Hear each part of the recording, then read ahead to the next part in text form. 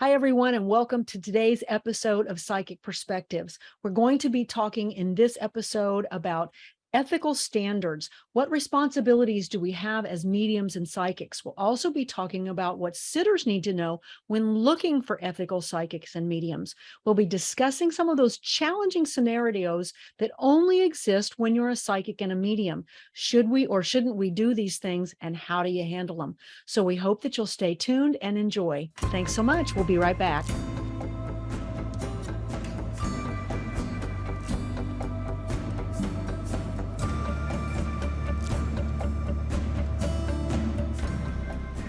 Hi, everybody. Thanks for joining us. Sarah and I have been on a hiatus, so Psychic Perspectives hasn't had a lot of new episodes.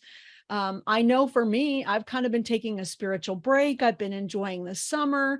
Sadly, I came down with about a COVID, which has kind of knocked me off my bicycle and exercising, and I'm still trying to get back from that. So it was great to take a break. What have you been doing for this last couple of months? I know you kind of needed to step away for a little bit too. Yeah, it's been a lot. I did get to enjoy some beach time and some Mhm. rest and relaxation there. So it wasn't all bad, but it's been a lot, just a lot of A lot of personal stuff going on. yeah, a lot of And then of course, change. summer. Yeah. Yeah. I don't Yeah. know. Is there something in the air? Yeah, Maybe other I people have been yes. experiencing that as well. Everybody was Yeah. complaining about the pandemic, and it's like, actually, I sailed through the pandemic pretty easily, and then now here it is. It's in theory the pandemic is not around anymore, and it's like all of a sudden all of this stuff hit. So anyway, we are Right. back with Psychic Perspectives, and for Yay. those of you who follow our channel, we've really been trying to put up a lot of basics about how to psychic this and how to psychic that. And the last episode that we wanted to get done before the summer hit, and we're now catching up on, Right. is kind of professional standards, professional guidelines, whether you call those morals or principles or ethics. We want to talk about that. And you're going to go, oh, that sounds really boring. But I think if you think about it, it can help you pick a good psychic or medium. It can help you in your own development. Remember where you need to be and what you need to focus on. I remember early in my development, I made a lot of mistakes, and I didn't do it intentionally.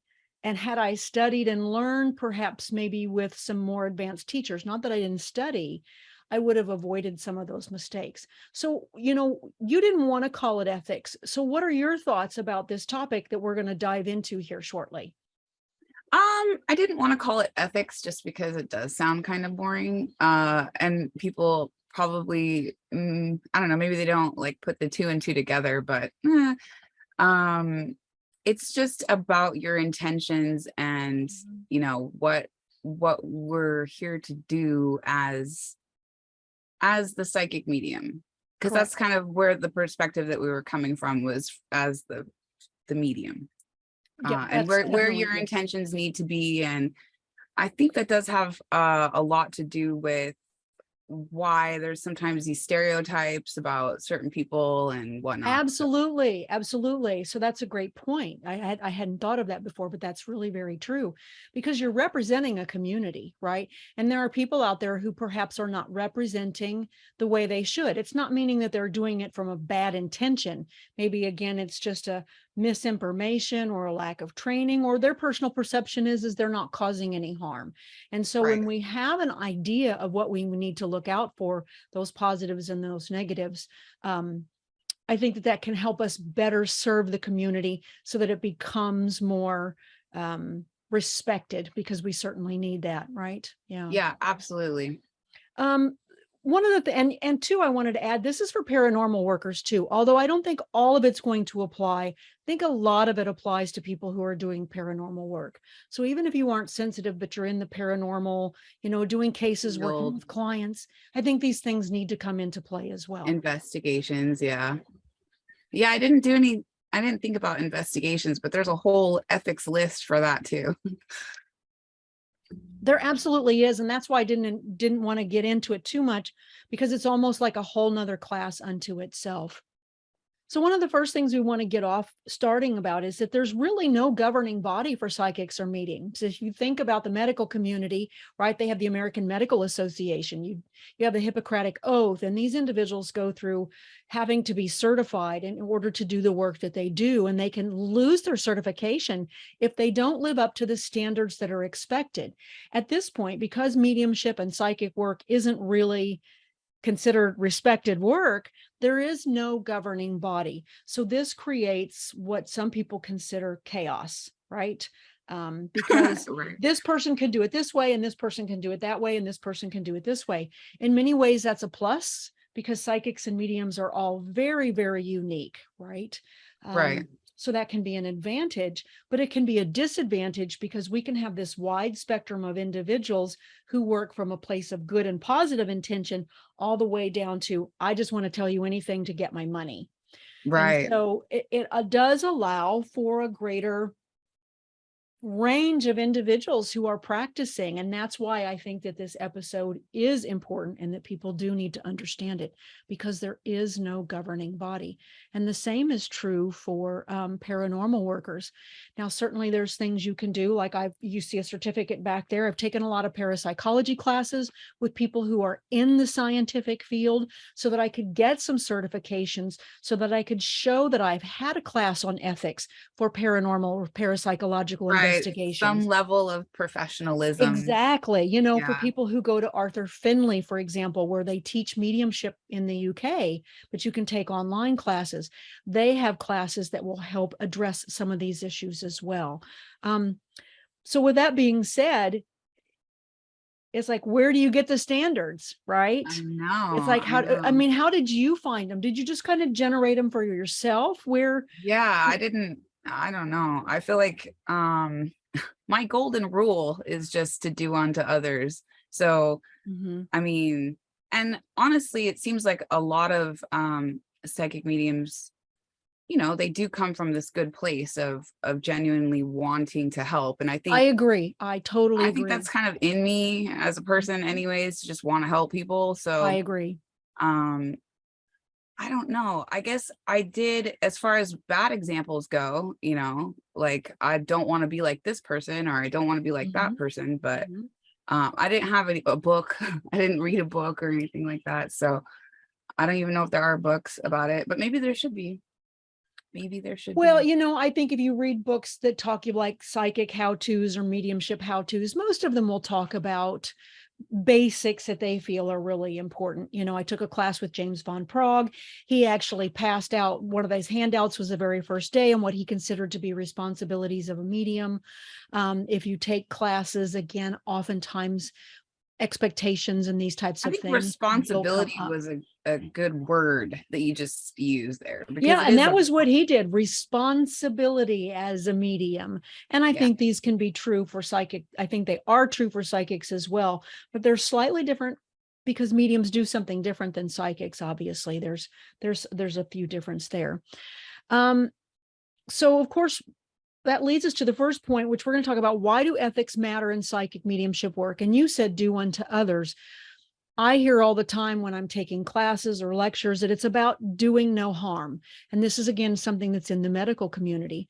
First of all, we don't want to harm others, right? We don't want to right. harm our sitters. We don't want to harm the people that we're delivering information to. We also don't want to harm the field because, again, we just Well, spoke yeah, about that, yeah. right? Right. We want Giving to it a bring bad reputation. we want to bring validity to that.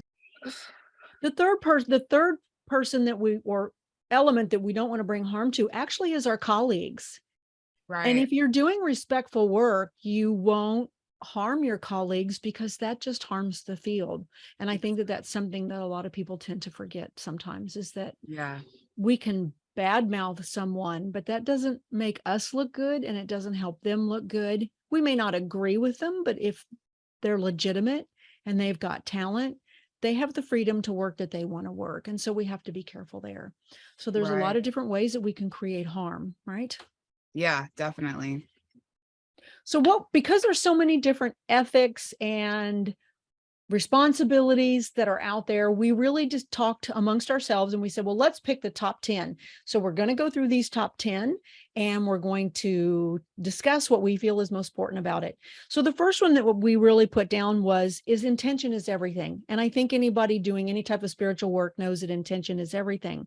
We want to work from a place of compassion and care and comfort for everyone that's involved, right? Right. And that's not just our sitter. We need to be compassionate with the spirit as well if we're doing mediumship, because they're putting all that effort for coming through.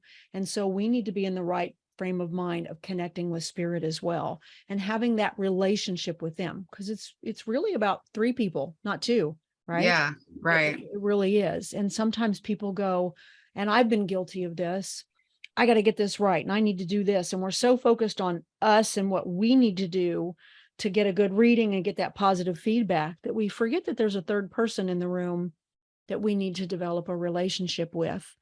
Right. So we need to work for everyone's highest good and always serving the client first. So thoughts from you on that? I mean, I think that's pretty much a given. Your intentions, maybe you should ask yourself, why do you even really want to be psychic, or why do you want to do this work?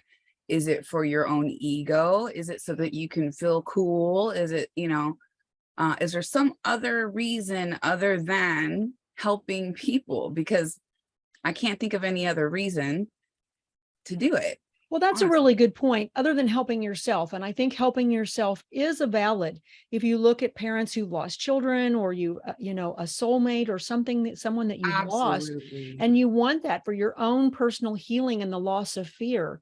So I do think that that is a personally driven desire, but I don't think it's a good one. I don't think there's anything wrong with that. But I think when you mention like for attention, for fame, for the accumulation of money, those are the wrong intentions. And I Right. think that we all know that for the most Right. part. And I do truly believe that most people who do this work are coming from a good place.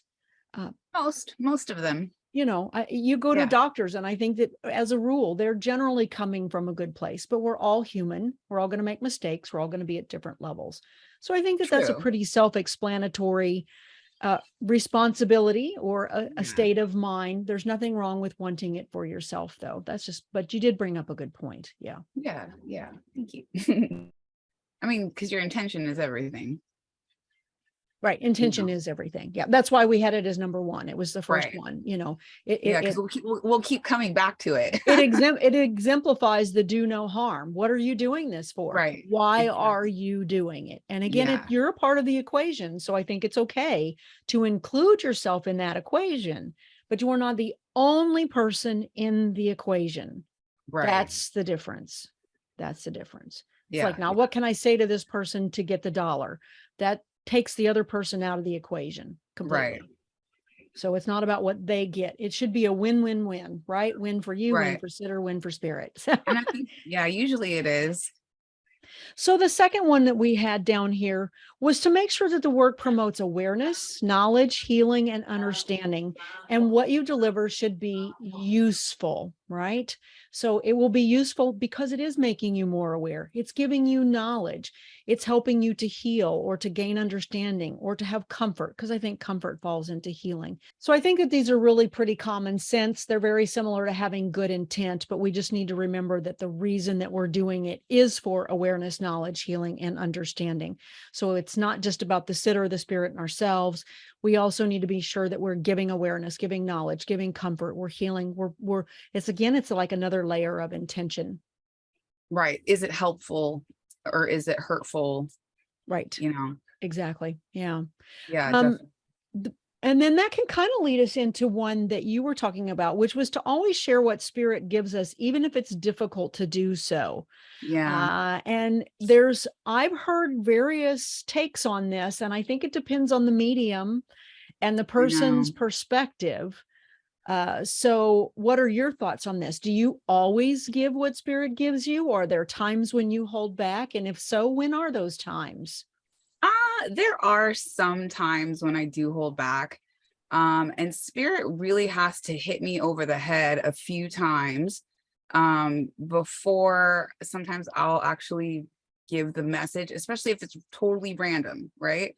Now, is that Um, because of your fear, or is that because you're not sure that you feel comfortable delivering that message because it might cause harm or a I problem? think when it's unasked for, I have more reservation. So if it's like, oh, Right. Carol's dad just came through, and well, for you that'd be different. I guess if it was somebody But like if more it's for somebody random, that you really don't know or don't have a good working right? relationship with, it can be very difficult. I totally understand. And very rarely does that ever happen with a complete stranger. Like never. I don't think I've ever just gone up to a stranger and been like, "Oh, I got this information for you." It's not. And we've seen Um, that on television, especially with Teresa Caputo, right? You know, yeah, it's yeah. like where And television shows them approaching strangers, so-called strangers, because they've been asked ahead of time if they're okay with it, though. oh, You see, I know, didn't even know that. yeah, And this is the thing is, I feel like that's not really a thing because maybe it is, but it does not happen for me in that way.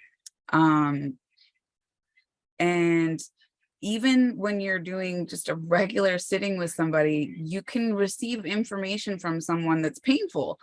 Like I had someone that said they had taken their own life and it was due to medical reasons. And they were like, my message is I'm sorry, but I'm not sorry. Like totally not sorry. right. Hmm. And I was like, but the way that he said it was kind of like sorry, not sorry, just kind of like, "Meh, meh, meh, meh, meh." And I was like, Right, that's what you want me to tell your family right now. right. And And then it kind of but comes your responsibility to take that information, deliver it, but then to maybe soften the blow or to make the decision not to say it. Those are kind of some of those responsibilities and ethical conundrums that we come into. right. So I had to make the decision. I said it pretty close to the way he said it, but the funny part is that the validation is usually in the information, right? Right. And the way that he said it and the attitude and everything, it was validation for them that that was indeed, their grandpa that, is a stubborn old man still, Mhm. apparently in the afterlife.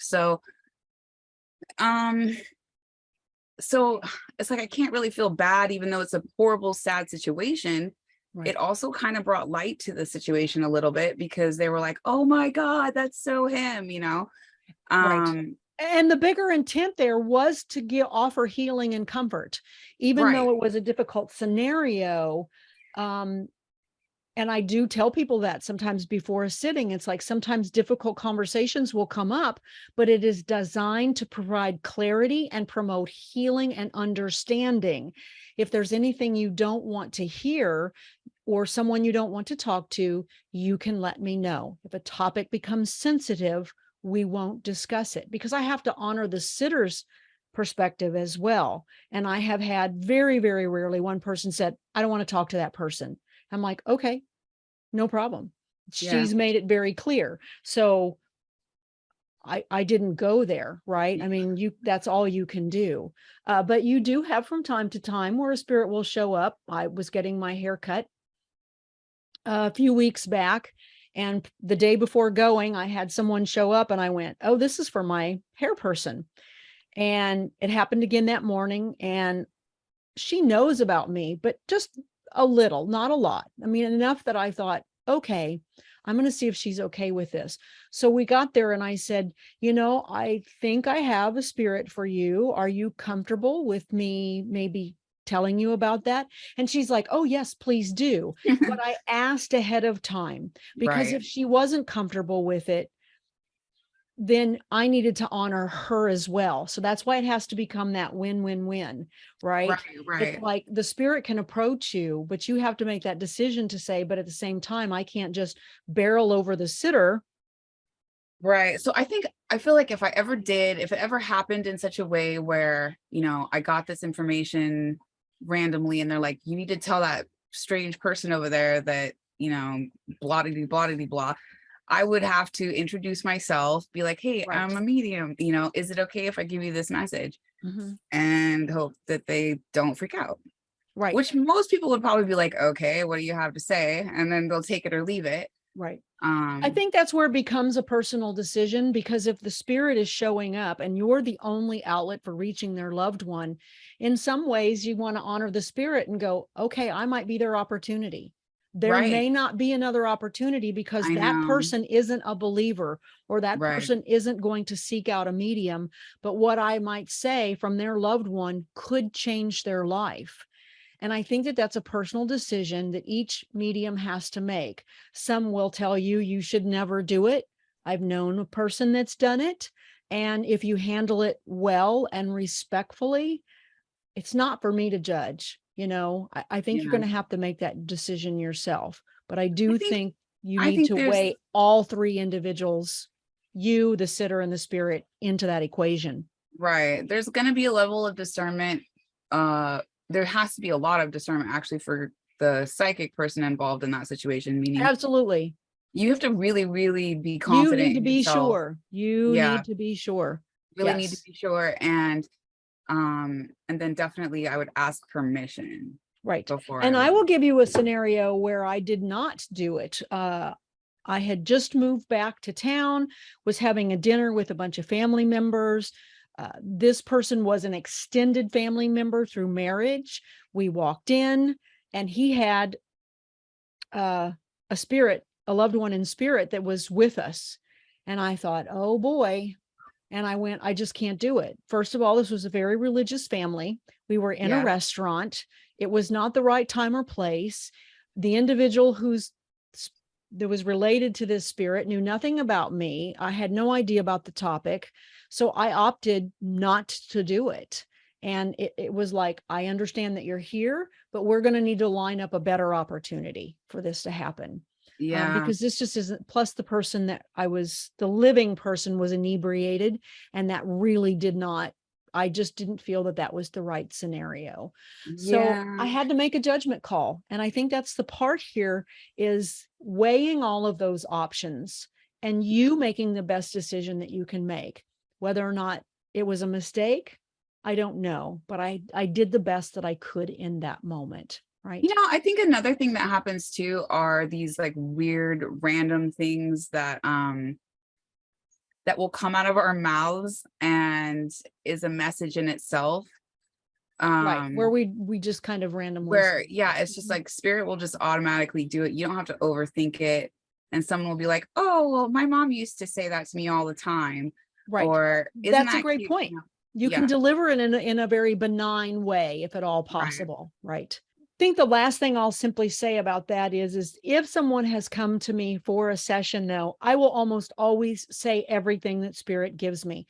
Now, if a loved one has taken their life, or this is a child, I'm going to try to validate some stuff before I get to saying those things, because I want to be right. really, really sure that I'm on point and I'm not sharing something that's going to be painful right off the gate. So it's like, give me something about your personality. Let me know not just maybe how you passed, if that was tragic, but give me some positive things that I can share, so we can make that connection first. Then we can move into some of those painful things. Yeah, Ideally, I might do spirit's that going to too. line I it might up the way ask that it needs to be somebody a done. validating question first. Be like, "Hey, do you whatever it is?" And then see if, you're even on the right track before you start. Right, right, right. Yeah. So let's move on to the next one. And that one is to always be truthful and honest to the best of one's present abilities, and gracefully acknowledge your personal limitations. So, what I really mean by that is, or we mean by that, I shouldn't say that, is don't misrepresent yourself, Right, right? Um, if you're learning, tell people that, look, I'm right, just starting out. I'm practicing. So right, please be patient with me. If someone asks you something and you don't know, be honest right. and say, I don't have that skill yet. I'm not quite sure. There's nothing wrong with that. People will be patient with you if you're honest with them. It's when you're dishonest that you're misrepresenting yourself, and you're causing harm to them, to you, to the field. Yeah, So you don't want to do that. So, right. and that requires kind of a shutting down of the ego. You have to be Yeah, willing to accept your limitations and say, I don't know. I'm I can't unable do to do that. this. Yeah. It's not working today. Because you will find, and this is important too, if you're sitting with a medium or a psychic and they tell you something and they go, well, I know I'm right. Now, sometimes you may be confident, and I've done that before. And I say, and I've apologized and I said, I'm so sorry. I don't know why, but I'm very confident that this is what I'm getting. I said, Right. so I'm confused, but I don't want them to feel like they're wrong, because in that particular scenario, she goes, what if this is for my roommate? So she ran and she got Oh, her right. roommate, and it ended up being for her roommate. And then Mhm. everything was accurate. But don't misrepresent yourself and say, no, no, no, you've probably just forgotten because I know I'm right. That's a very poor way to deliver that. Right. You could I say, usually well, try to say, because sometimes there are things where um I in the past as the sitter have been like, that doesn't fit. I don't know. And then it wasn't until later that I was like, oh my God, that it makes totally, sense to you, right? yeah. And then I was like, oh, I feel really bad. Now I need to like call this person up and give them validation for it. So what I will do in a situation where like that, where the sitter may or may not be able to validate the information that we've given them, um I will just say, take everything with a grain of salt for one. Right, And if it fits later on, then you'll right. know. You'll be like, it'll It just may come make out. sense to you later. It may come Right. up later. I So may just be don't make it fit. The whole misinterpreting. thing is to not make it fit. It's just, okay, well, maybe that doesn't fit. Maybe Right. that's off, but maybe there's a reason why it came out. Maybe that reason is for later on, because sometimes that happens. And So, I will tell people, or I could just be having a brain fart. I will tell people that. I said it could have just or been you could just be wrong. Yeah, you could just be I could wrong just too. flat out be wrong. But you Yeah. can kind of put it in that context and say, look, there's a variety of scenarios where why that's coming up. Because I had this long hiatus over the summer, I'm just kind of getting back into doing some readings again. And I've been telling people I I'm out of practice. So please Yeah. be patient with me. It's going to come a little slower than before. And I've been a little more tired than usual. So it's been a little more difficult for me to make a strong, quick, solid connection. I've been honest about my limitations. Right. And that just sets everyone up for more success. It calms you down as the psychic and the medium, especially if you're practicing. Yeah. Um, so it's just about being honest, because you don't want to misrepresent yourself, because the minute that you do, well, that person acted like I was wrong and they knew everything. And then you've just Well, harmed yourself and others. anybody that does that anyways, even just in general, people that think they know everything, you're just, ugh. That's definitely, and again, I'm not pointing fingers But I because do we've all appreciate done it. a There's good ego confident involved in that. medium. Like I do appreciate a good confident medium, but any medium that says they know everything or they're never wrong, like really, I would doubt that. Because there have been plenty of times I've been wrong and not okay. And this is the other thing, is you can be wrong, but still be right about something else, meaning it wasn't wrong, it wasn't right to start with, but then it ended up being right, like in a different way. That's why I I don't said know I could be misinterpreting it, how, right? but yeah, Did definitely. I did it you knock your again. elbow again? Yeah. So anyways, just Those get are out. all things that you need to weigh. You need to know your Yeah. confidence level. If you're not confident, then be honest about it. That's all I'm saying. And be honest with that with your sitter as well, right? Right. And Yeah. I think that that leads to the next point, which is to always charge a reasonable price for a quality service. And I think that's a very difficult topic in this field, because people are like, well, you shouldn't charge because it's spiritual work, and we're not going to get into this long discussion about it. But there are a lot of, should we charge, should we not charge? Don't be charging Mhm. $500 and then you're only able to deliver 10 pieces of good quality evidence and feel like you walked away and given a quality service. It's not that you didn't do the job, but maybe you're a little overpriced. Right. um, and that is a tough decision to make. It's a personal decision, but the decisions that we make affect your colleagues, they affect the field, they affect the work in general. So do some research and look around. Yeah. I mean, I think most people that are just starting out are going to be pretty cheap. If Sometimes not free. free, I did Yeah, free free. for, Well, and let's just most say of them that, did let's free not for talk a about long free. time. We'll talk about the Yep. people that are charging, because I I think the people that are just starting out, well, first of all, who cares? The whole thing is that money is neutral energy, period. So you're giving an exchange of energy and you're getting back an exchange of energy. So anybody that says, well, if you're a psychic medium, you should be doing it for free, is like, well, okay, do you work for free? Do you go to, Your church Boeing and doesn't put run things for together free. for Your free? church Yeah, no, doesn't run for, nothing runs for free. nothing is Charities free. don't run for free. Everything in this So world, unfortunately, requires money. And yeah, mediums take classes and read and study and put time and effort and have websites. And, Zoom isn't even free anymore.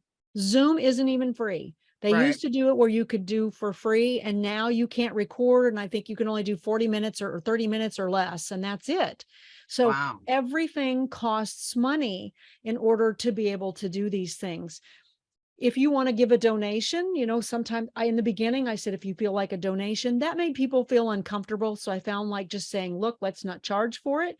We're going to be practicing what I need from you in return, so that they felt like they were giving me something. As I said, I'm going to ask you questions about my performance, and I would like some honest feedback. That way they felt they were giving me something after me giving them something. If you want $20 or $40, or you want a referral, find something. But we were talking about reasonable price for a quality service. I think, again, this is a personal decision. You will see people like James Von Prague or John Edward who are charging close to $1,000 for a reading because they're so famous, they're so well known. Their time is limited. If you They want to don't. see them, you're going to pay. Yeah. I mean, I can't afford something like that. No. And I guess when I was first opening, it always kind of made me irritated that I couldn't, it's like, or that I couldn't like afford something like that. But I feel like that's there's a law of attraction thing that needs to get fixed in that mental state, Sure. where you're not really vibing at the right vibration when you're in that mode of, it's too much, it's too expensive, I don't have enough, they don't deserve it, are they really that good, blah blah blah. If you have that thought about the medium and you think that they're overcharging for what they're giving you, then don't do it. Right. Just go Or somewhere if you're else. desperate and you really want to see that person, then you'll find a way to pay for it. There's doctors that charge thousands of dollars for you to see them. That's their fee Right. structure. They're at the top of their The game, and only you're reason going to why those pay guys for it. charge so much is because of their schedule. They're so sought out that Their schedule and their talent. Yes. And I I mean, I don't think there's anything wrong with it within reason, but I will also tell you that there's plenty of mediums who donate their time. There's Helping Parents Heal, Forever Family Foundation. The Very Soul platform has just started out. They're not open to the public yet, but they are in the process of building and working up to that. So there are places where you can go if you are desperate, where you can get a sitting that will some of the help you best make readings that I've connection. had are from people who are just practicing. That's exactly right. And that's the point, is you don't have to charge, but you can charge.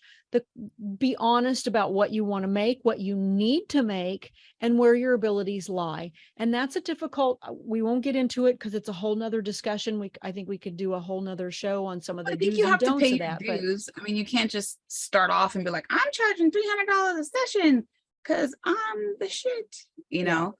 And Um, word of mouth is the best thing you can do. yeah, You if know, that's what you're charging now because people want you, then that's great. Congratulations, right. Exactly. Exactly. Yeah. So I think we've kind of talked about that as far as prices are concerned. But I will Yeah. say, just lots of people don't feel comfortable charging, and they can give you a fabulous reading. So Oh, don't assume yeah, because someone, like you just said, don't assume because someone doesn't charge that they're not good. And don't assume right. because someone charges a lot of money that they are good. I actually started off with the whole mindset is like I would never charge, like I would never do that because it's a gift and la la la. And now it's like, oh no, I would charge it. you know. Yeah. It's time. Time is money. Like I've put in the work. I've worked hard at it. It's like I have no problems charging. Do I normally charge? Actually, I still don't charge a lot. I will just give It's a very personal decision for each person to make, but just bearing in mind, doing it from the right place with the right mindset. right. Suzanne Don't Giesman is become a psychic absolutely medium to get rich. It's just not right. gonna Yeah, happen. yeah, yeah. Yeah, you're doing it as a service and as an equal exchange, but to help overset some of the fees, Suzanne Giesman, she's an absolutely amazing and talented medium, and I kind of follow her regularly. I think her top fee tops out at $200, but she's so talented. Her waiting list is like 2, 3, 4 years long. 2, 3, you know. Yeah, Um, yeah, yeah. so, but she is very reasonable, and this is something that is a moral decision for her. It needs to be reasonable, but there still has to be a price. Hmm, hmm. So, and I really respect that price point that she's put herself. Yeah, yeah. I mean, you should make it accessible to people, right? That's been a big thing for me. I think that it needs to be really accessible. It really does. It really needs to be accessible. And Yeah, if I give you a decent reading, or what I consider to be a good reading at a decent price, and you're really happy with it, then you may be inspired to seek someone who's even maybe more talented, but costs more because you've had a positive experience, right, right? right, And so it has to match you and where you are. And right, it has right. changed over the years, and it may change again as the years go on. Hmm. I think the next point is a super given. Keep all information confidential unless given express permission to do otherwise. Yes, You and I have swapped stories on here, where we've said I've had a sitting where, but we're not giving anyone's name. We're not giving right, specifics. We're just giving you some general ideas of what took place. If you get the person's permission to share, you still want to change their names to respect their confidentiality, unless that person again has expressly given you permission to do so. Um, you still want to limit, I think, to some degree, what you're blaring. I did a sitting where I did this, and I did a sitting where I did this, and I did a sitting where I did this, and I did. And pretty soon it becomes this self-glorification type of thing. If oh you're right, if you're using it as a growth, right? You're sharing it, like we share how our readings went with one another, but we're doing that to help each other learn and grow. right, not bragging. We're not bragging about, I was Right, so successful that I did this and this and this, or we learned something really fascinating, because every session I do, I learn something amazing and I want to talk right, about it. right, But right, I'm not telling you who that person was, or I'm not giving you intimate details. I'm talking about my experience and what I learned from spirit. So right. I think this is pretty common sense. I think it Um, is pretty common sense, but then again, you know about common sense. It's just not Right. that common What common apparently. sense to one person may not be another. I think this is especially important in paranormal work. You don't want to pull up in front of someone's house if you're going to their house with a big Ghostbusters shirt on and a Ghostbusters car, because you're I have a violating, Ghostbuster shirt. yeah. You're violating that person's confidentiality by telling their neighbors what's going on. I So guess you're right. it's coming from an ego place at I'm gonna that come in point. with my siren. Exactly. No, no, no. Yeah. You don't want to do that. So just think about the ways that you are being mindful and respectful to the person, because they may be going out on a limb, Yeah, reaching out to you. This may be something that really terrifies them. And that is true for people that are first timers, right? yeah, yeah. It's Well, I mean, terrifying to just them. overall, there's doctor-patient confidentiality, Absolutely. There's this and that's lawyers, yeah, and there's priests. no different. It is Now I can no say different. a client, but I'm not giving names and I'm not giving specifics and Right. you Right. know, Right. that's just it. And I think the same is true when we're referring to other practitioners, other psychics, other mediums. I try to avoid names. I don't think that unless I'm saying something positive, like I said, I love Suzanne Right. Giesman, We've you complimented know, or I'm just stating a fact that this is what her fee is. It's, or right. you can go find that. I'm not sharing anything that's not already public knowledge, because if you start talking, then people are going to wonder, well, what's she saying about me? What's she sharing about my session? How is she bad mouthing me? If she's bad mouthing that medium over there, then what's she saying about me? And then you're giving yourself and then everyone else kind of that bad vibe. So just Yeah, think about these things. I've heard people talk about their clients and it makes me not ever want to ever have a reason. Especially if they're being judgmental about their sitters. I can't Yeah. believe this sitter was oh my gosh, It's that like, is completely wow. unacceptable. And you're Yeah. right, that says something more to me about them than it does the sitter, Right. because all of us are going into these sessions from very different places and spaces. So, Yeah. yep. So I think that'll lead us into the next one, which we discussed a lot, is respect and honor the beliefs, choices, and experiences of others. And that is true for the sitter as well as the spirit. Because if the Right. spirit says, I committed suicide and I'm really sorry, or I committed suicide and I'm not sorry, we have to respect that that is that person's experience. We have Right. to respect how the sitter comes to us. And we need to honor that. And that means we have to set aside our own beliefs on, well, how we think things work, and be Right. okay that someone else perceives that from a different perspective. Mhm.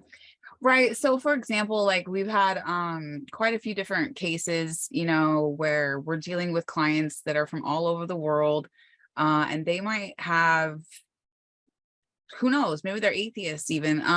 Right. Usually, they have some sort of sense that there's something spiritual going on enough, but Mhm. that's like one of the first questions we ask is, what are your religious preferences, so that I may not offend you. Right. you know Right. Right. and also so that I might find some sort of I suppose religious tool that you can use for your own self. Right. Because Something that fits into your current framework. right, Right. So that we're honoring and respecting that. Now, right, right, that's a right. great So I'm point. not Yeah. let's see how to say this nicely. Um I try not to be too judgmental of the person, just like I hope they're not judgmental of me. Right. Mhm. But I don't know. I haven't really had too much as far as like information is concerned. It's mostly when it deals with astral, um, Well, that that's a tough topic. And I even remember in the beginning, it was a tough one for me. And I was asking you a lot of questions, and I'm like, I don't understand. And can you explain it? Because it wasn't a part of my experience, but I respected you and I believed in you. And so I was open to that. But it's taken me a period of time to get to go where, oh, okay, I get it now. right. So I appreciate you being patient on that. But I had Yeah, to be patient as well. And so if you're the sitter, you also need to be open to what you're hearing from the medium. Because if that person is sharing from their personal experience, it doesn't mean that you have to throw it out or believe it or accept it, but maybe there's a thread of truth that is there for both of you. right, And where's that middle ground, right? right, right, Um, and that can happen if you're, let's say, for example, someone is very religious and you start talking about, and I'm going to use Christianity, for example, and you start talking about past lives. If that's not that's something that's a part of that person's belief system, how do you address that? Right? How can you respect their lack of belief in that, but still bring up what you're getting and deliver right, that? right. Well, okay, and a good example is like just, I guess, a particular person that used to be in this community and is no longer, Was, yeah, and now, very prominent in this alternative right. community, And metaphysical now that community. they've decided to convert to Christianity, which at the beginning I was like, yay, I was like, cool, like, Right? Sure, absolutely. because I consider myself Christian mostly. Just not in their perspectives, I guess, because Right. it's not rigid. I don't know. But the idea is that now that she's gone from one side to the other, she's completely condemned the other side. And I can't stand it. Um, just because you believe in something, I think that's the biggest thing, is you need to be able to like switch it up. You need to be able to suspend your belief systems for a minute and listen to somebody else's perspective on it. Right. And you don't have to accept it. That's your choice, but you can at least be respectful. Well, Um, we talked about this a little bit on the other day. We were talking on the phone about it. And, my take on that is this person obviously had a life-changing experience that switched them from the metaphysical community to a Christian community. So I'm like you, if this is her experience, then so be it.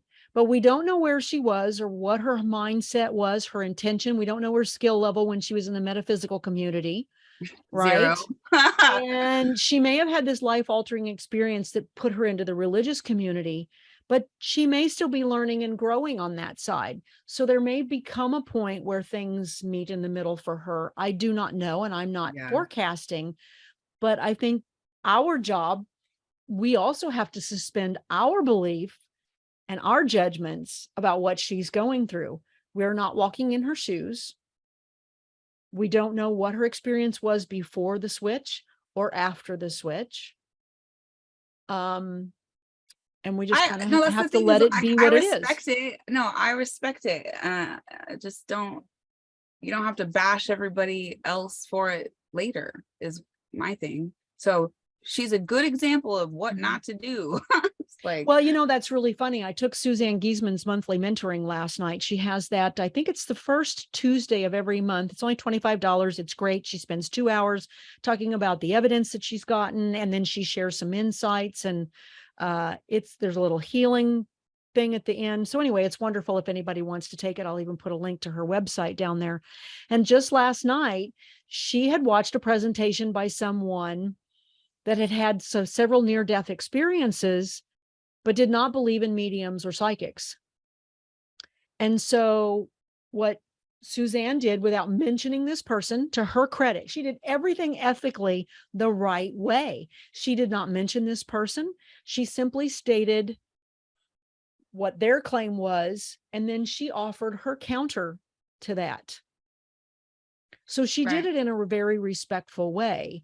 right. And people do stand up and make claims. I look at where I was 10 years ago when I was in my growth and my development, and I made claims that I look back now and go, I was wrong, Sure. I guess mm, because we all believe something in the moment, but you're going to believe differently 5 years from now. So you might have made claims today that 5 years from now, you know more, and you've expanded beyond that. Does that make right, sense?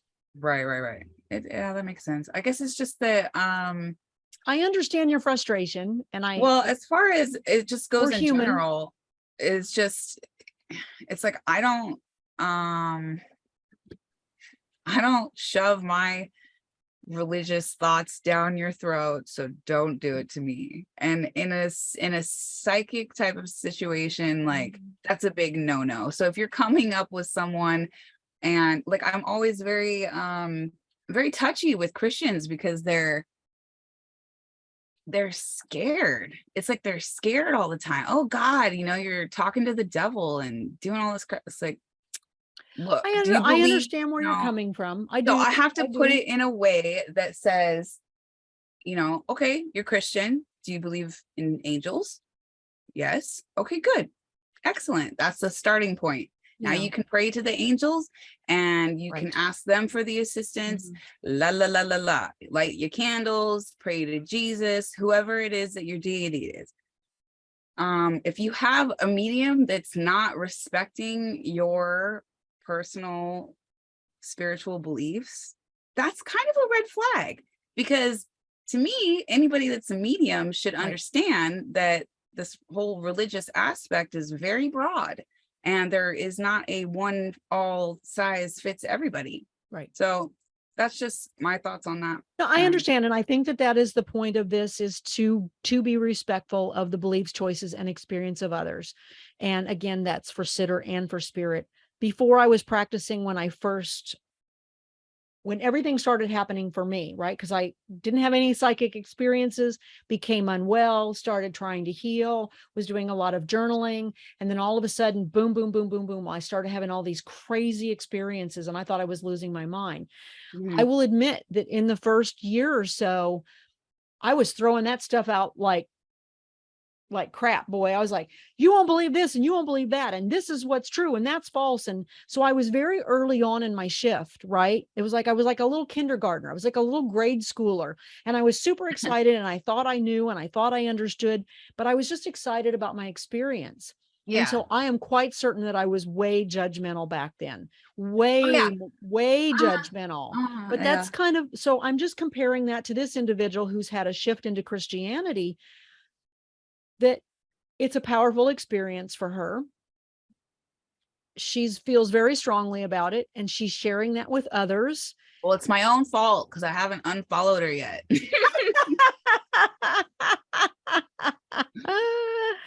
So I think we've kind of used this as an example, though, to say that it's something that we all need to bear in mind. And if you are either a sitter or someone who's practicing, you just need to be mindful that everyone is coming from a different place, from a different experience. And I admit to not being perfect at this. I admit it. I am way too judgmental in this lifetime, and it's something that I have to work on when it comes to people's spiritual beliefs. It irritates me. When it comes to spiritual beliefs, I think I'm a lot more tolerant of that, simply because I've wanted it for myself. Yeah, I right. have wanted Do unto others the golden rule. Plus, I can't deny my own personal experience, but that means I can't deny the personal experiences of others. I just can't. Right. Even if I don't understand them. Absolutely. Absolutely. I agree. Yeah. So I think we've kind of covered that with a few examples. Yeah, definitely. I think another one here is to be mindful of the power dynamic, right? If your sitters perceive you as knowing more than they do, they can start to become reliant on you. They can start to think that you're special. They can start to think that you have a talent that they can't develop. This is absolutely not the case. Yeah. Absolutely not the case. Now, granted, not everyone wants to go out and develop their intuition or become a medium. And so you want to use others who have developed that talent. I don't want to become a doctor, but I'm happy to use the talents of a doctor. I don't want to become a lawyer, but I'm happy to use the talents of a lawyer. But I'm not going to become codependent with them, nor should the lawyer or the doctor make me codependent on them. Sadly, doctors do that. The medical establishment is designed to make you codependent because that's how they make money. That's another story. Sure, but even a doctor will say, hey, take 2 of these and call me in the morning. That's kind of like putting the power back into your hands a little bit. Or when the doctor says, maybe you should stop eating those donuts, like your cholesterol is a little bad. Okay, that's putting the power back into your own hands. Because it is a two-way street, and that's the whole point of this ethic or this responsibility. Right. Don't let people become addicted to you just because you can make money off them. This is no. My pet peeve in this whole community are psychic mediums or just gurus who want to talk about it, but they don't empower the other person. They don't either give them the tools to fix it themselves, right, or educate them to a specific point to where they can start to develop their own skills. They want them to be constantly dependent on them for help or if something happens, and it's just infuriating. Right. Well, that's why we're doing this channel, right? That's what the whole thing is we're trying to give people tools and insights where they can empower themselves. We get nothing for this. So like and subscribe, by the way, because the more viewers we get, we can, we need at least 100 subscribers and some viewers so that we can continue to maybe monetize this site. We want the energy exchange. We are doing this because we love it and because we want to empower others and help others to grow. But that's the kind of person you want to seek. I'm sorry, like my intentions with this whole channel, not the whole channel, but partly was because like I don't like to repeat myself. Like I'm really bad. I don't like to repeat myself. You can go watch this video and get that information. Go watch this video. Carol and I have discussed it in massive detail, probably more detail than you could ever hope to desire. And there you go. Right? So exactly. Yeah. It puts the power back in the client's hand. And that's what I love about good mediums, is that the information should be uplifting. It should be, empowering, like I keep saying over and over again, I guess. But But even good psychics or good tarot readers, because people will go get a tarot card reading, every month or every week or something. And I'm like, if you're just getting information, what kind of information is it? Is it, oh yeah, you're going to get the job, or, oh, I mean, and I understand these things are important to people, but what Right. are you doing to change yourself? How are you empowering yourself so that you can either become more intuitive or become more connected, or that you're moving in the direction towards the goals that you want? It's a two-way street. Right. And we have a responsibility to watch that power dynamic, because if the sitter won't watch it for themselves, we have to watch it for them. Right. So you need to be careful of the people that are constantly asking you for readings, Right. or constantly, they won't even live their lives without asking you first. Oh, can you pull cards for me? Oh, well, do you think, this is going to happen for me? Oh, and you're like, okay, have you meditated on this lately? Right. Have you, and I get it. Not everybody can do that like we can. And that's, why we do what we do. But Mhm. I still really wholeheartedly believe that a majority of the people do have these gifts and they can cultivate it. And you don't need me to tell you, you can But do it for sometimes people are yourself. too busy, or, their life is hectic and they get frustrated. We get stuck. I get stuck. I called you the other day. I know, Pull I know. cards for me, I know, even the It's like psychics we need get psychic readings. stuck. I We know. all It's get true. stuck. It's true. But then when we do give each other readings, what do we say to each other? It's always, pull your head out of your ass, or, It's you it's know, it's it's some it's knowledge, that was, we talked about that, make sure that, constructive criticism. we're trying to provide awareness, knowledge, understanding, right?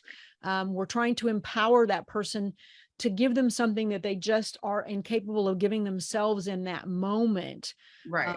If I'm doing a sit, that's why I like connecting with people's, what I call their spiritual team. It's great to connect with spirit, and I love connecting with spirit because they give messages and evidence and validation. But when you're connecting with your team or your guides, it's like they're going to give you information to help you move forward. What you do with that information is up to you. And I've even had people say, I understand that I need to do that. You're telling me things that I already know. The problem is I don't know how to do that. And I will go back and say, okay, team, they need to know steps. How do they do this? What do they do? Right. Sometimes that comes up in the session and sometimes it doesn't. Sometimes it's one of those things they have to walk through it, which seems like Right. a Right. cop out, but it's the reality of it. Well, no, and sometimes things don't come the way, or the answers don't come the way we hope. Right. It's like, Right. Very true. timing's not right, or, Right. you're gonna have to do this first, and it's Right. not really happy news, but they usually give you some sort of plan, I guess, is the thing. Yeah. Something to go off of that will make you feel better, to take the next step, which is what empowering. It's just what, right? Knowledge, understanding, awareness. Exactly. So it's just, again, just to reiterate, it's about watching the power dynamic, right? Um, because I think ultimately that is our responsibility. But if you're a sitter and you find yourself doing that, you can maybe take a look Well, at as why the why sitter, you have that need to do that. right, and as the sitter, I would, I don't know why, but I feel like need to rewatch the discernment of evil video, because a lot ironically, I was listening to it, and a lot of what we're talking about is like, it's all about intention, and So how, it's what in there about vibed with the you that relates energy. to this? I guess it was because I wasn't sure then if we were going to be doing the sitter or the reader, and I just thought to myself, if I was a sitter, and like, you need to have discernment over the medium that you're connecting I with. can certainly put the link to that one in here. So then, Some of the key things in there are just listen to it again. I don't know, but and I feel like I had to say that. So yeah, there is, no. I will definitely put the someone, link down in the show notes. If you recommend it, anybody wants to watch it, and it'll yeah, be at the end of this video where you can just click on it and it'll take you to because that one I think next. what it is when it, like, let's say, oh, maybe I'm jumping ahead, but when we talk, like, let's say you get some information, and it doesn't really resonate, and somebody just gives you the information? Are you just supposed to take it? Well, that's a good question. I think you should Yeah, we'll save have that for sitter discernment. responsibility. And we did kind of address that a little bit though by saying it's up to you as to whether or not, you decide whether or not that's valid for you or not. Right, right. So let's move to number 9. And again, these are in no in particular order. And I think that this is something really that's specific to the psychic or the medium or the paranormal worker, is be prepared for your sitter. Be prepared for your reading. Educate yourself. Take what you're doing seriously. Don't respect, don't disrespect the sitter. Don't disrespect the spirit. And I have had to learn to be better at this, even myself, where I had to realize there are other people who are putting their schedules and their time, even in the spiritual side, right? Even in spirit, Yeah, they yeah. are making time to make a connection with you.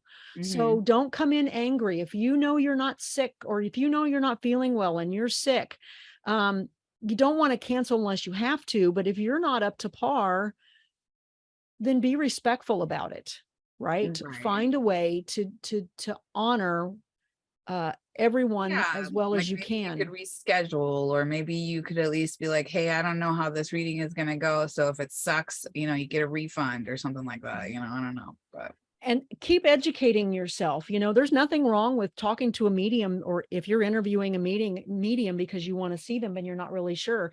How do ask them, how are you getting educated? What kind of training did you have? What do you do to stay up on your field? There is nothing wrong with asking those questions.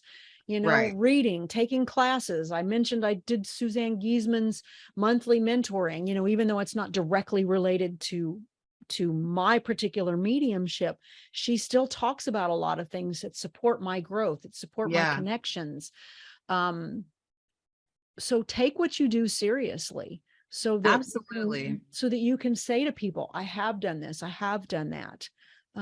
Maybe I haven't gone to Arthur Finley and taken those classes, but I have done this and I have done that. Mhm. And this is where I've gotten Right. my experience. So take it seriously.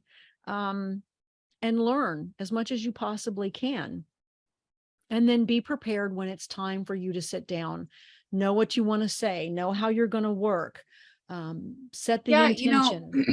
some advice I would give people, I guess, in that situation, as the medium, is to meditate right beforehand, or ask for some pre-information right beforehand.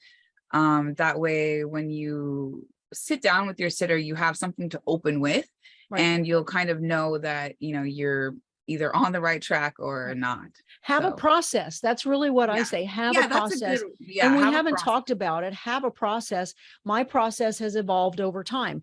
It was one way in the beginning. The more I've learned and the more I've grown, my process has evolved as well. But you Mhm. still want to have that process. It's the pre-session process. What works for you? When do you want to connect? When do you want the spirit to come in? Mhm. When are you ready to work? Do you light candles? Do you play music? Do you meditate? Do you pray? Or do you just come in and you're ready to go? Everybody works differently. So I don't want to say you need to do A, B, C, and D, because then I'm being too rigid. What Right. works for you? Right. When the sitter gets That's a on, good point. how do you address them? Do you have small talk? How do you get connected? What instructions do you give them? These are all parts of that process. And that's what I mean by being prepared. That's Yeah. what I mean by getting things Right. together so that you can give the person the best possible experience that you can. Mhm. And it makes it easier for you too, so that you know that you're doing the same thing each time. So And at so least does they spirit. think you know what you're doing. Yeah, well, but spirit then knows too, right? It's like Right. one of the things I do is I always have my clipboard. And the first thing that I do right before about 15 minutes before my reading is I'll put that person's name, the date, the time of our meeting. I'll put a little box around it. And Mhm. then I will start just doing a little prayer. And that lets spirit know, and it gets me in the frame of mind that I'm ready to start receiving information for this person. And it'll be That's very good. That's 15 to very good. 20 minutes before I start. And Mhm. I'll just Mhm. jot down what I'm getting. Then when the person comes on the phone, I can say, well, I've already started to connect for you. And here's some of the things that I've gotten. Right. And That's the so they can process. see that that's my process. It doesn't have to be yours. Yours could be completely different. You watch Tyler Henry work. He asks everyone to bring an object that he can hold. Oh That's yeah, his that's process, psychometry, right? his process. And Mhm. so, and he scribbles, so that's being prepared, and it's going Wonder to if be I should different make for that part everyone. of my process. It's up to you. It's whatever works for you. I Well, think if you, in all the practice Mhm. like classes like we're talking about, like take classes because it's a good idea. In all the classes that we did when I did psychometry, I did really well. But I don't do it now. It's weird. If it Uh, works for you, then why not use it? Now it's hard because if you're doing Zoom, that's very difficult to do. right. But I mean, just like if you were in person or if I did it like Tyler does it and go to people's houses and be like, give Right. me something to hold, then I would do that. But But you can also have that person show it to you. Like, let's say I show you this object and you focus on it and you imagine that it's in your hands, right? Mhm. It's like, what do you imagine that it's in your hands? Because remember, psychic doesn't need Right, to be in real time. You could right. try it and see if it works. But I do Yeah. think that sometimes people like holding it, and that makes it a little more, I makes think it it's a more little different, energetically closer. but pictures is also considered psychometry too. Yeah. Pictures.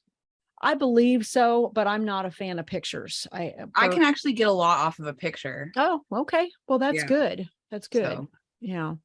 I prefer not to have pictures because I start reading into the picture, but well, in so fact, if find your someone sends me a process though. picture of like their house, like, because that's how we usually do our astral cases, is they'll send me a picture of their house. Hmm. It's like, it's hard for me to not already just like, boom, just go Well, into, and see, that's just it. That's your work and what you do. So that obviously works for you. So, yeah. yeah. So the last one that we're going to talk about, it's number 10. And that we've discussed this in other videos, so we don't really have to get in it too much in depth, but it's basically not to predict, tell fortunes, report terminal illness, claim negative entities, or report impending death or disaster around a person's life. This is a kind of one of those do I or don't I, right? I This is know. where you really have to make the decision yourself. And I know you brought up some excellent examples in our I know. I feel like we discussions. kind of disagree in some of this part and some of Yes and it. no, it's a tough one. If you pick up in the classic example, if you find out that someone's going to get into a car accident tomorrow and you feel very strongly connected, your evidence has been good, your information has been good, do you tell that person that I see you getting in a car accident tomorrow? You can cause enormous harm by saying that, but Or you you could could cause also, enormous harm by not but saying you it. can cause enormous harm by not saying it. How do you handle that ethical dilemma? So I've pretty much just been like, look, spirit, if it's not meant to be said, don't open your mouth. Because it's like, I don't want to get caught in that conundrum. But honestly, I personally come from the mindset where if spirit gave it to me, and again, I have to go through like a list, be like confident about. And you also need to be sure, is it coming from spirit or is it coming from your own precog? Because if it's But coming from you and it's psychic and it's precog, it's far more subject to change. but that's anything in the future. That's why future sucks, okay? Because Right. anything in the future can be changed. Sure. A Yeah. perfect example is the fact that a psychic medium did in fact say that something would happen. Well, I'll just it's some he said, "Oh, be careful with Trey because when you go on this trip," and he knew when we were taking the trip, Mhm. and then he was like, "Be careful because I'm seeing like a broken arm or something." And I was like, "Oh, okay." And honestly, because it's future, it's like, what are you gonna do? Well, all I'm gonna do is just watch the kid a little closer, Right. Or not take the trip, right? Or not get in the I'm not car if gonna you didn't. not take the trip. Right. No, I know. It's a I'm personal gonna I'm decision. just gonna be a little bit more careful. I'm just gonna watch him a little harder. Right. And there were a couple times that I was like, oh my God, thank God I was there, right? So had he not told me, would I have just been, oblivious and just letting him Right. run like normal little kid, going off into the beach and whatever, he might have broke his arm. So did he prevent something by telling me? Right. And then the other way is that what if you're just totally wrong, right? But then if you're totally wrong, it's not going to happen. And so if that person acts, if they're more careful to begin, did that hurt anything? Like for them to be more careful in the Well, then process? let's give a different example other than the accident, because I think we've talked about those, and I think that that's a personal decision, that if you're delivering that information, you need to be very confident about how you feel about whether or not you're going to do that, because those types of situations are going to come up, and I've had things come up and go, do I say that or don't I say that? So let's look at it, for example, as I sometimes tend to get a lot of physical things. I feel this in your body, I feel that in your body, I feel this in your body, and so on and so forth. Let's say, for example, you feel that someone has cancer. Now, Tough call. maybe they already know, and you're not telling them anything they don't already know. Maybe it's an active and diagnosed situation, but you're picking Right. it up. But what if it's not an active and diagnosed, and you've said Okay. that to someone and So you've this is put them how, in a state of panic? no, this is how I would handle that situation. I would say, so do you have any kind of cancer in the family or genetic cancer in the family, or know of anything like that? Like I would bring it up, but I wouldn't be like, oh, I think you have cancer and you're probably going to die in a month. Like that's stupid. But if I thought somebody had a health problem, I might be like, are you experiencing, maybe Right. heart problems, or are you experiencing XYZ? Okay, because I'm feeling like maybe you need to get that checked out. It's Right. not, it doesn't have to be gloom and doom. Oh Right. my God, I had a prediction, or I saw you, just fall over dead. Does it have to be drama? Right. No. No, no, It's no. just, And I think you're right. The delivery is really important. yeah, So maybe it's that we don't, not, maybe it's not don't do it, but it's like, are you being careful with delivering right. and not Because, saying something that could cause someone to spiral? right. I do feel like you would have to use the discernment in knowing your sitter. So you would judge the sitter And that can be tough. basically based off of how you would deliver this information and maybe the conversation that you've already had.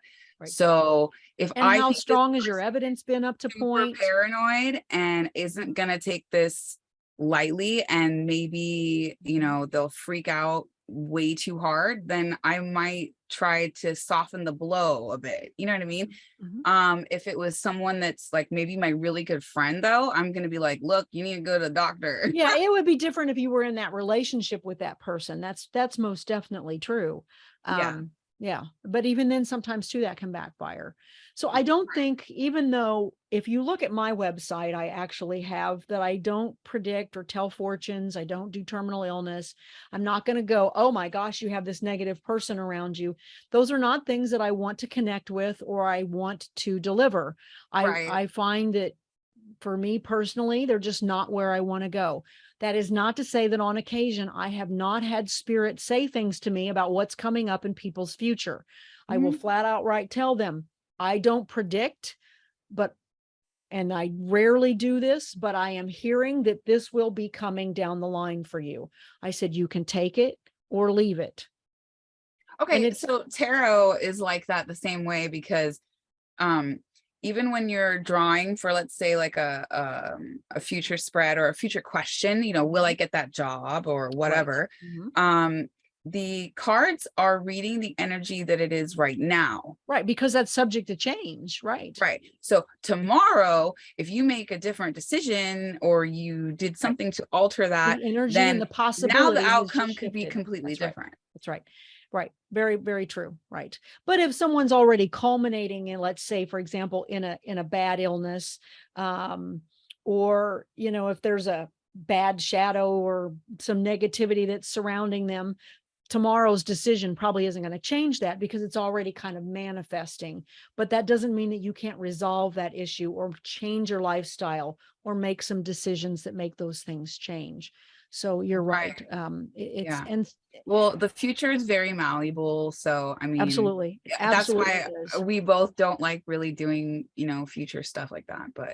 And we've discussed But if this it comes up, before. I think you need to say it. And uh, otherwise, why? Why would it come up so that I can know? Well, And I'll give another example, and this is a really common one. And we talked about this in one of the parapsychology classes. And there are times where individuals are extremely sensitive to disasters that happen around the world, but they have zero ability to affect them, right? So let's say they pick up on the tsunami that's going to happen, overseas, or they pick up on a war, or they pick up on 9/11, and maybe they don't even live in this country, for example, or they pick up on a plane crash. There are people that have these experiences. They have the awareness of something bad happening. And one of the questions they ask is, why? Why right. am I getting this? So just because you've received it doesn't necessarily mean that you can do anything about it or that you can change it. I guess that's true. I have had future information in dreams that have come true, but it wasn't necessarily something that you could share anyway. So really the only reason to get it was so that I could validate myself later. Well, there's lots of theories as to why it happens. And unless you take a parapsychology class on precognition and you understand some of the stuff that they talk about, there's a lot of different reasons as to why it happens. Some just say it's the energy that's taking place. We're just picking up on the intention prior to the actual manifestation of the event. I tend to get precog about little things that are going to happen in my day. Time isn't linear. Time flows forwards and backwards. And Right. so we pick up little time events. And so it may just be that there are things that are going to happen in our day, and they're not significant. But for people that pick up on these disasters and they can't do anything about them, it can be extremely troubling, because they go, well, what do I do about it? Why am I getting it? You may just be very good at picking up precog. You may just be good at, we'll also use the word presentiment, things that are going to happen. You feel it before it actually happens. Mhm. Maybe you have a big, strong fear of dying or of disasters. And so you're picking up on those things because of your fear. So there are other possibilities, and we don't want to tangent off into that.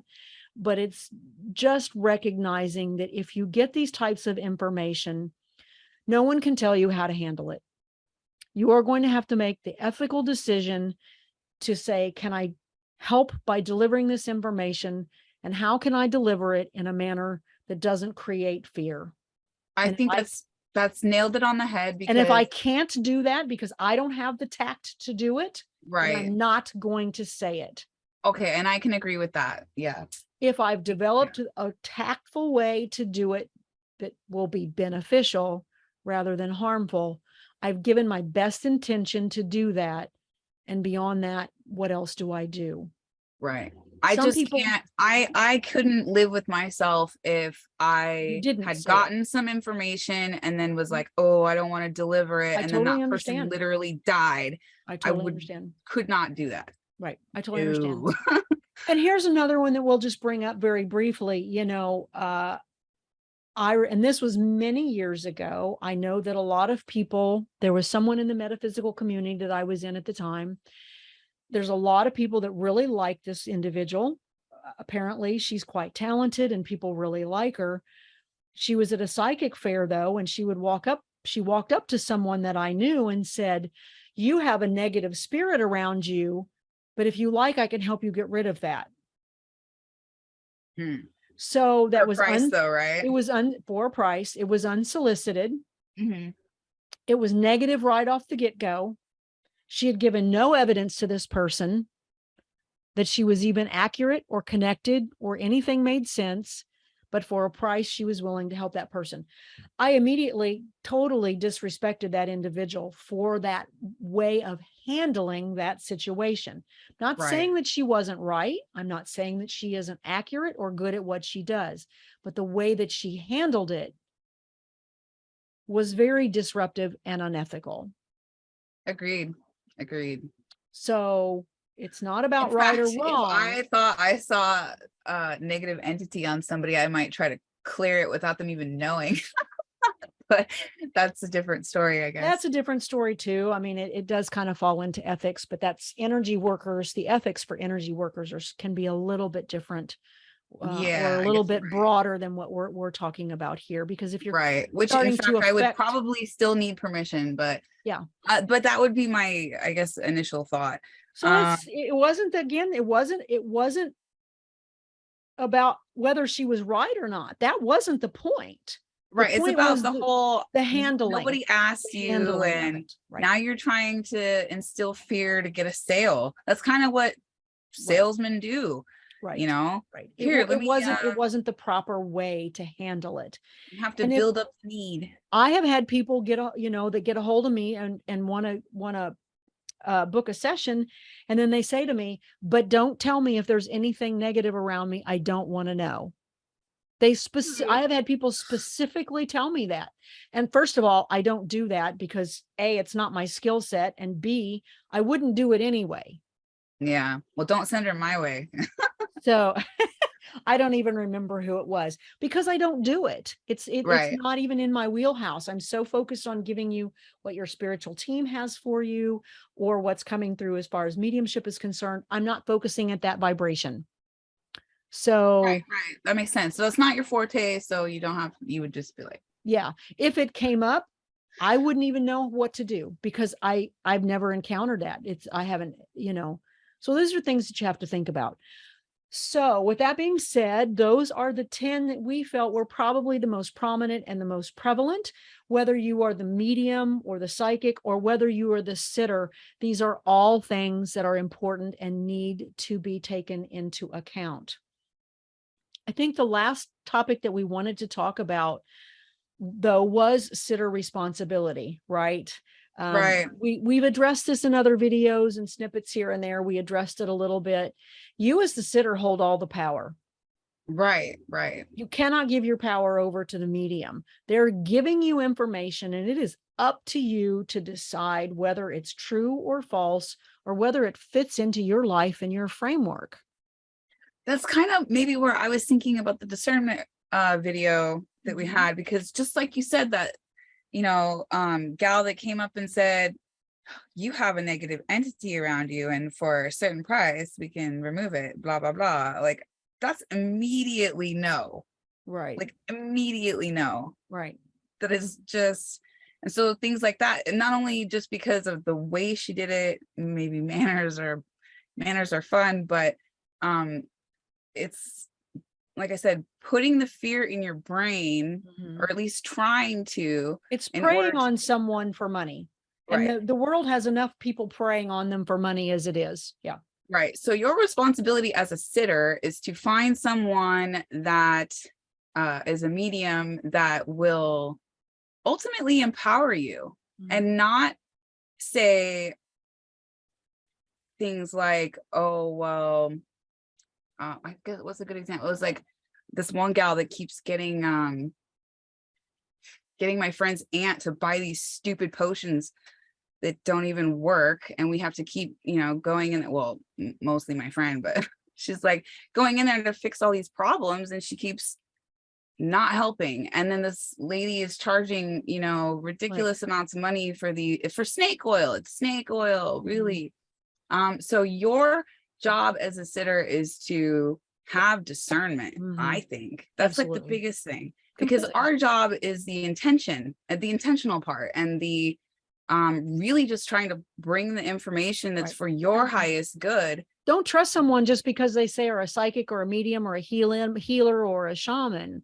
Right. I mean, and certainly not if someone just out of the blue comes up to you and says, well, you have demonic attachment. now, Like, I do want to really? say there are people that can help you, because people do have negative attachments, right? I'm one of them. I know, bad relationships, because you can have a negative attachment that's a thought form, or you could be creating it yourself. It could be spirit based.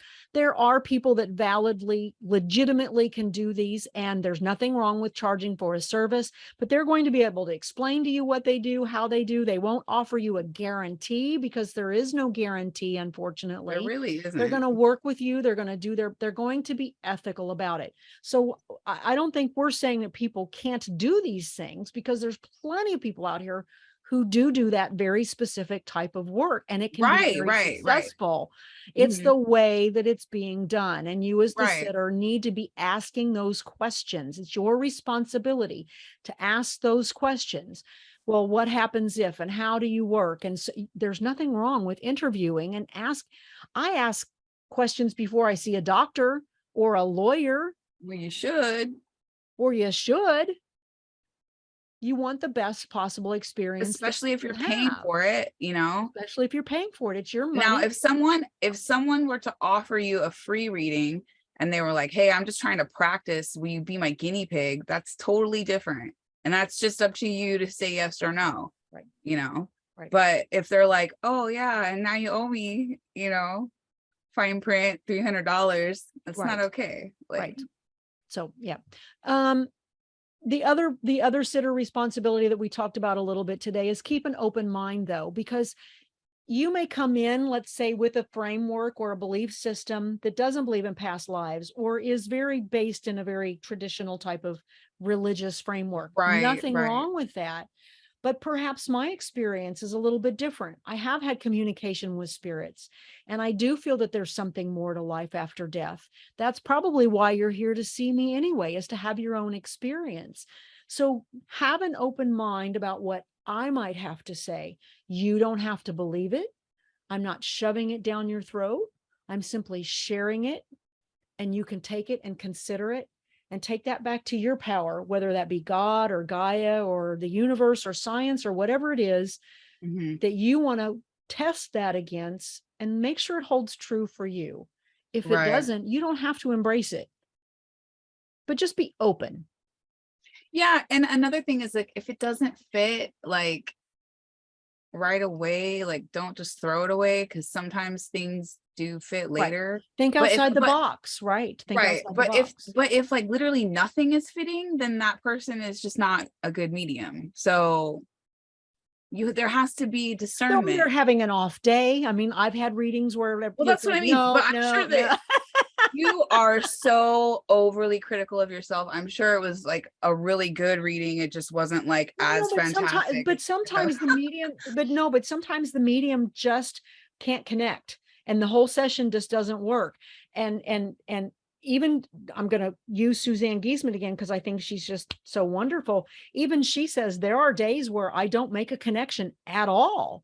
And there could be a wide variety of reasons for that. People go, oh, it's an excuse because you're not good. Well, that's not true. And it may not be true at all. Right. And some people are way more open than others. Like, there are some people that are really hard to read. Some are tougher to connect with, and others are not. I'm not sure why that happens, because for me, I'm like, it should be flowing. All this information should be coming, and then it's like dead. And you're like, wow. Use your discernment with how you're getting the information from, or how you're receiving, and keep an open mind if it doesn't fit right away, because it may make sense later, or you may validate it with someone else, or you may have that aha moment. And I know we've talked about this in other videos. Because it's happened to me where I was like, no, that doesn't sound right, and then I'm like, oh crap, later on. Another thing that you as a sitter need to remember, that when we're connecting with spirit, and if we're connecting with your guides and higher beings, they're not going to tell you, go to Kohl's tomorrow, buy a green dress and black pumps, and and then drive down to your local hospital to get your perfect nursing job. That's not the way it works. They give you guidance. They give you things to help you grow and evolve. They teach you, they inform you. You need to realize that that's the way that it works. They can't violate your free will. They're not going to give you specific instructions. I mean, not to say that it doesn't happen, but it's really, really, really rare. You know, or it's going to be, go and do something because you're going to have this aha experience. They give you, what I like to say is, they give you suggestions more than anything. Guides do not order you. But you might feel urged to go into a store, right? It's like, Right. I don't know why, I just feel like I need to go in that store. And then you walk in that store and all of a sudden there's this big monkey on the shelf. And yesterday you were in meditation and you heard, go look for the monkey. And then you walk into that store because you felt like it and there was the monkey. And so these become little ways that spirit shows you that they're connecting and they're Yes. guiding you, but they didn't Right. tell you what to do. They were giving you an experience. Right. And then because you listened, you got to experience the synchronicity and the sign that said, Right. way to go. You Exactly. And then listened. they've given you validation for you Right. listening and paying attention to your intuition, and they're helping you to develop that relationship. So that's Yeah. not an instruction, it's a development of the relationship and the guidance. It's a Um, strong so, suggestion. right. So just understand how spirit works, because some people come into a sitting and they have a lot of expectations and they walk out very disappointed because they don't understand how it happens. Um, and then the other one that for sitters that we've addressed is do your work. Don't come see me if spirit told you some things that you need to do and you totally toss them out of the window and you haven't grown or you haven't evolved or you haven't, there's nothing wrong if you're stuck on something, but if you just I, tossed it out the window and you didn't do anything with it, you may very well hear the same thing again. right. I kind of liken that to people who get addicted to readings or addicted to um or they're called ask holes. I've never So heard that before. you ever heard of an ask hole? No, They're the people that, I've they heard of ask the other you. word. Right? The people that ask you for all the advice and then they don't take it and they don't listen and they don't do the work. And And they, then they want to come or they, back and they can you want to tell me what ask my loved again. one has to say? And then they go, oh, okay. And then you bring it up to them later and they act like they never even heard what you said. That really Right. And gets then they come me. back and then they say, will you draw more cards for me? And you're like, yeah, but did you even do what I said or what happened? Did I you? know, I know. I'm No. like, yeah, yeah. It's like it So goes in one ear and out the other. Not that we expect everyone to remember everything or anything else, but it's there's a lot of time and energy and effort that goes into making that connection and doing that work for someone. If it's not just throwing a card on the table, there is an energetic price. right. I feel like if you go through the effort to get a reading and a psychic tells you, oh, I don't know, whatever they tell you to Mhm. meditate, they tell you to clean up your room. I don't know what they're going to tell you to do, but Mhm. whatever constructive criticism that they're giving you, you should probably listen and take stock in how your life has changed afterwards, because they will kind of give you this like guidance and like immediate signs of, yes, this is, you're on the right path, you're on the right path, go this way. Right. um Now there's a but caveat that's to for that. intuition. I mean, we're Yeah. talking about well, I mean, it is your own intuition, but I guess talking about the sitter or being the sitter, it's like if you get the information from the psychic, yes, there's always kind of I feel like a grain of salt that I take with anybody's information that's outside sources. Right. I get it. So And that's the point of using an outside source. It's best if it comes to you directly. It right, has so much more impact, so much more impact. So but I develop your do, own intuition, develop your own right, relationship. because Absolutely. that's the way to go. Now, That's the I way to love it go. when I get, the information for myself and Mhm. then someone else can validate it for me via a reading. That's really great. Mhm. Um, but it's just more emphasis. And so if you don't listen, don't freaking ask. And that happens a lot. I would say two things. So the first caveat I would give is sometimes we need to hear things two, three times before or more. Hear me True. before it sinks in. I So know. we will maybe hear the same thing. Maybe you heard it from this medium and then a friend tells it to you and then you read it somewhere. And so that's the universe kind of telling you, look, you need to pay attention.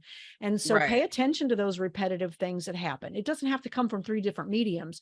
I promise you, the universe is trying to tell you something in its The own universe way is without you already needing right there. that. So, but Yes. don't dismiss it. And I will often have people say, you're just validating everything I've been feeling. You're validating everything Yes. that I already thought was true.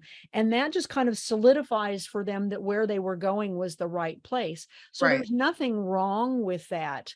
Um, But again, once you know that validation, then it's kind of up to you to kind of go, okay, I know this is the direction or the work I need to do. Then start working on that. And then it can Right. make your next connection with spirit even more valuable. Yeah, yeah, absolutely. If you're But not, don't if you're just not doing ask it. a bunch of questions and then not listen, Yeah. because that's annoying. And But I how do think we, too, it man, depends on who's giving you the information and how accurate you feel they are. I mean, there's some people where I'd be like, it's like, okay, I understand that. And then there's other people I'm like, wow, that person was way really on point. I probably really need to listen to that. that's why I'm saying listen to the discernment video again, because I swear, like, you need, when you're in the sitting, you need to evaluate whether or not this information is resonating with you or not. And if it's not, then that's fine. You just take it with a grain of salt and move on. But if it is validating everything that you've already, thought you knew, then listen, take stock in it. It's important. Two more things, and then we'll be wrapping up this episode. One of them is if you're practicing to be a medium or a psychic, I highly suggest that you be a sitter. Whether if you can't afford paying for it, then do swaps and get exercises and practice with others. When you're a sitter, you learn how to manage your own sitters. You learn how other mediums and other psychics work. I think that the more you sit, the better you become.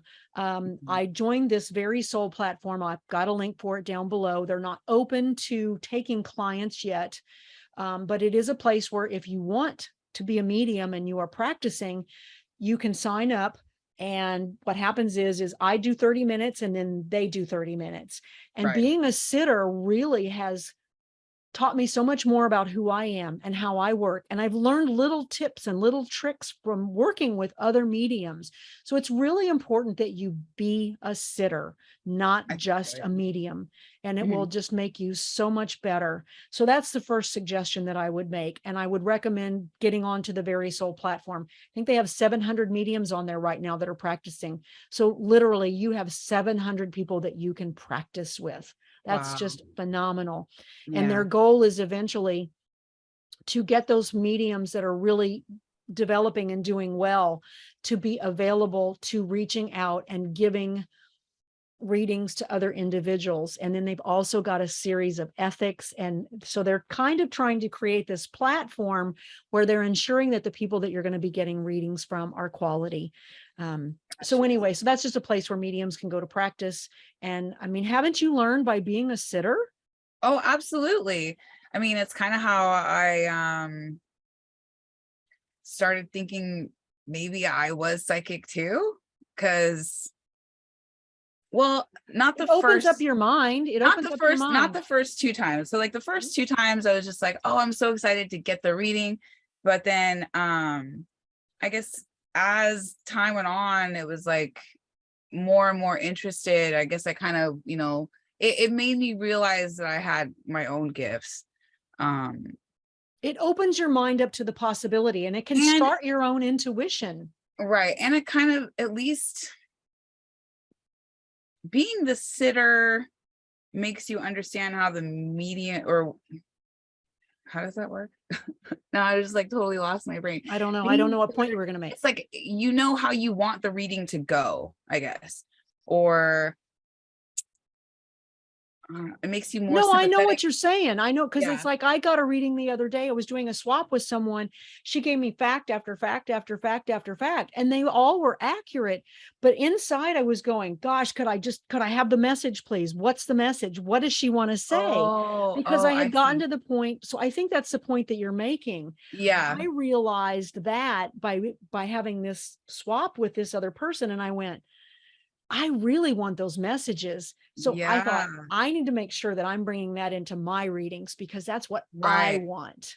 It's right. Because that's kind of what I do now, is where I'm like, okay, I need validating fact quickly, validating fact. And then, okay, now what's your message? Right. Because otherwise we're just keep validating. I mean, And and I so I think feel you like still at a want certain those. You point, still want those, but the message can also be validation. right. And I always say the validation is in the Oh, information. me too. So That's what my guides always told me. The yeah, validation is in the it's information. Yep. Mhm. Yep. just deliver it. Yep. Just let it come out. So I wanted to just remind people that are developing, be a sitter, pay for readings, find out what you like, what you don't like, get swaps, do practices. The Yes. last thing that I thought is if you are going, well, gee, I don't know what's ethical. I don't know what standards I need to look at. We can't discuss all of them today. You can go to the website of my website, for example. I have an ethics or a standards page that I use, things that are what I consider to be the bare minimum. Almost any professional medium will have some type of code of ethics or standards or responsibilities on there. So that's one place you can go. You can also go to professional organizations like the Forever Family Foundation, helping parents heal. Hopefully in time, the Very Soul platform will have also some ethics and some standards on there as well. So those are places where you can go to see what types of things you want to establish for yourself or are necessary. Another one is the Spiritualist Church has very strict guidelines. The Spiritualist Church is began in the United Kingdom. It has evolved over to here, but Spiritualist Church is basically a church where mediumship is delivered during the service. I did not know. I guess I didn't know that there was such a thing as that, where they Well, do. Arthur Finley is all spiritualist based mediums. I mean, they talk about sitting in the power. They're very rigid in terms of how they perform and how they function. For me, that's part of the reason I didn't enjoy some of the Arthur Finley lectures, is because I think it's just a little too rigid for me. But some people really like it, and that's the route that they want to go. They have very high standards, so there is nothing wrong with aspiring to those standards. It just wasn't something that fit for me. Not to say that I don't think I don't have standards. I just didn't want to follow those particular ones. So that's another option. And again, I will have a link down in the show notes. The other one is Windbridge Institute, which is a scientific organization. They have some fact sheets and some things that you want to be on the lookout for, not just for sitters, but it's good for mediums to know that as well. So those are some resources that you can actually use. Very So any cool. last thoughts as we wrap up the responsibilities and the standards for mediums? Any thoughts for you? No, I would just say, man, stick by the golden rule. You Yeah, know, do no harm or do unto just others, right? the golden rule is do. Actually, no, that's not the golden rule. The rule is just do unto others as you would do unto That is yourself. the golden rule, isn't it? Do unto No, others the as you would golden have rule them is do something unto you. about he who has all the gold makes the rules. Oh, no, no, no. I've heard that as the golden rule. We can throw that one out. No, I know, I'm just kidding. No, the golden rule is to do unto others as you do unto Right. yourself. But And do no harm. But we tried right. to delineate what some of those things Well, actually meant and some of the I feel like pitfalls. do no harm when you Yeah. say that comes with a caveat, because it's like do no harm, but how do you know, like you said, that the message won't have harm? So you have to try to deliver it with some kind of tact, And right? that's why we wanted And to do that's this episode, is so that people can really kind of start exploring some of those, like you said, some of those scenarios that we run into in this field, because it's a very unique field in terms of what we do and the ethical situations that we run into and how we're going to handle those. And so we wanted to talk about those. right. So thanks for everybody for sticking with us for this episode. We really appreciate it. Next time around, we're going to be shifting directions a little bit, and we're going to be talking a little bit more about some of the messages and the lessons that we've gotten from Spirit, so that we hope that you will join us. And if you've got a topic that you want us to talk about, we'd always be grateful for hearing for that. Don't forget to like and subscribe and let us know your comments down below. So thanks, guys. We'll see you next time. Bye.